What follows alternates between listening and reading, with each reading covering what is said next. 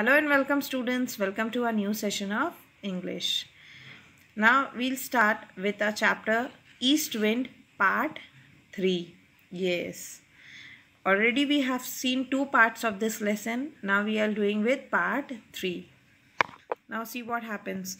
जब वो नानी उसका बहुत सारा सामान वो मैजिकल बैग में से निकालती है, जो बैग कारपेट का बना हुआ है, करेक्ट. तो बच्चे बहुत सरप्राइजिंगली नानी को देखते हैं कि ये क्या क्या निकाल रही है. नाउ मेरी Poppins sleeping one of the flannel nightgowns over her head began to undress underneath it as though she were a tent. Michael, charmed by the strange new arrival, unable to keep silent any longer, called to her. वो नानी क्या करती है, एक बड़े से gown पूरा sir पे से पहन लेती है और उसके अंदर ही उनका ड्रेस चेंज करने लगती है. ये सब देख के ना माइकल को अब ऐसे बोलने का मन होता है, वो स्टॉप नहीं रह पाता है. तो माइकल बोलता है, मेरी Poppins, he cried, you will never leave us, will you. तो माइकल बोलता है कि आप हमको कभी छोड़ के नहीं जाऊंगी ना, विल यू. वो पूछता है उनसे. There was no reply from under the nightgown.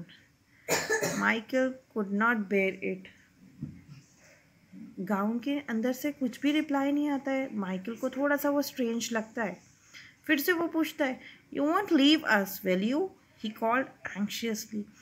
फिर से माइकल पूछता है कि आप हमको छोड़ के नहीं जाऊंगी ना. Anxiously एकदम पूछता है क्योंकि अंदर से आंसर ही नहीं आता है ना. Mary Poppin head came out of top of the nightgown. She looked very fierce.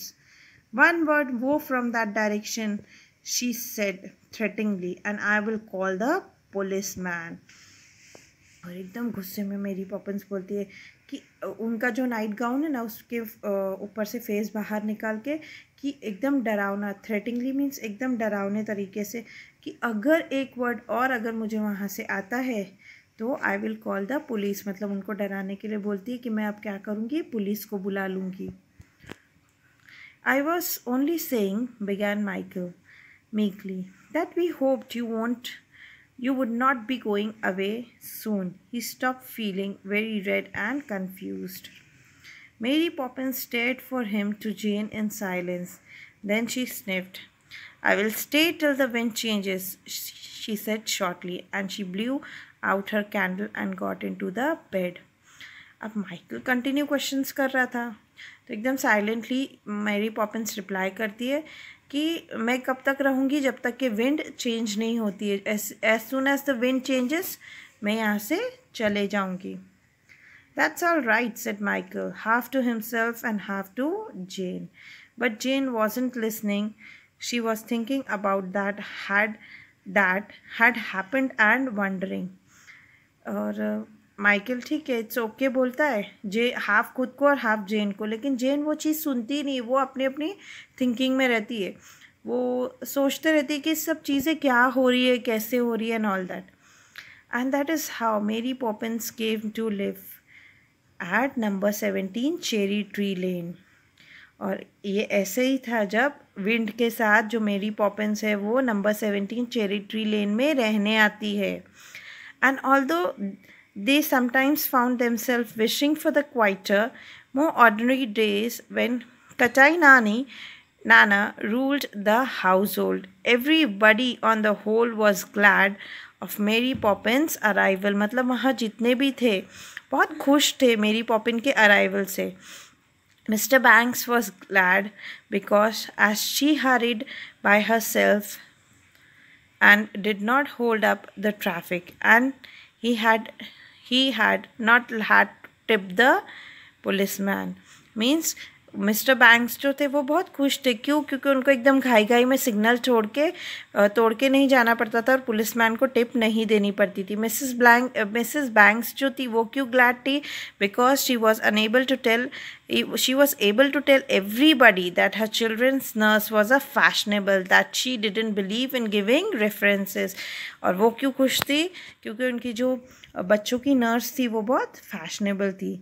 Mrs. Brill and Ellen was glad because they could drink strong cups of tea all day in the kitchen are no longer needed to preside at nursery suppers.